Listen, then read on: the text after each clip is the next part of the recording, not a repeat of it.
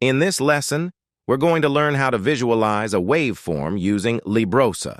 Before we dive in, it's important to note that for the waveshow function in librosa to work seamlessly with matplotlib, we need a specific version of matplotlib.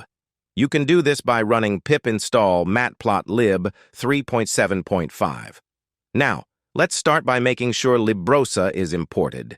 We'll be using librosa to load an audio file and then librosa display.waveshow in combination with matplotlib to visualize it. Our first step is to load an audio file. We use librosa load, which reads the file and converts it into a format we can analyze.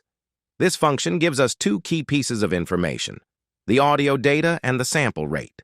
The sample rate tells us how many samples of audio are taken per second, which is vital for understanding the quality and detail of the sound. This line sets up a new figure, a plotting window or canvas, with a width of 12 inches and a height of 4 inches, defining the size of the plot that will display our data. Once our audio file is loaded, we move on to visualization. We'll use librosa.display waveshow for this. It's a powerful function that allows us to create a waveform display of the audio. A waveform visually represents the audio signal, showing how the sound's loudness changes over time. The x-axis represents time, while the y-axis shows the amplitude of the audio signal.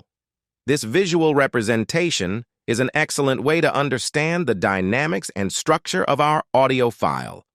Let's run this code and see what our audio looks like.